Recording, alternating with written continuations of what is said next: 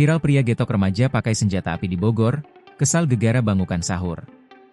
Beredar di media sosial sebuah video yang memperlihatkan seorang pria yang melakukan penganiayaan terhadap remaja yang sedang membangunkan sahur keliling.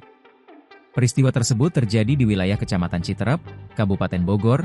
Heri telah ditetapkan sebagai tersangka. Heri yang melakukan kekerasan terhadap E, 17, dengan memukulnya menggunakan senjata airsoft gun di bagian kepala kini ditahan di Polsek Citerep. AKP Ari Nugroho mengatakan, senjata yang digunakan oleh pelaku yang mengaku pernah menjadi anggota Persatuan Menembak Indonesia, Perbakin, itu pun telah disita sebagai barang bukti.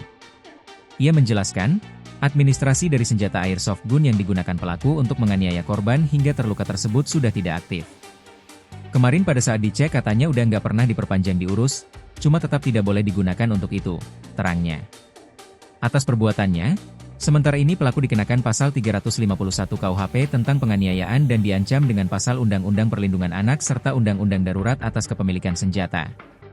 Sebagai informasi, pelaku melakukan penganiayaan terhadap korban disebabkan oleh rasa terganggu karena mengaku anaknya sedang sakit. Sebelum melakukan penganiayaan, pelaku juga sempat menembakkan senjata tersebut ke arah atas atau udara.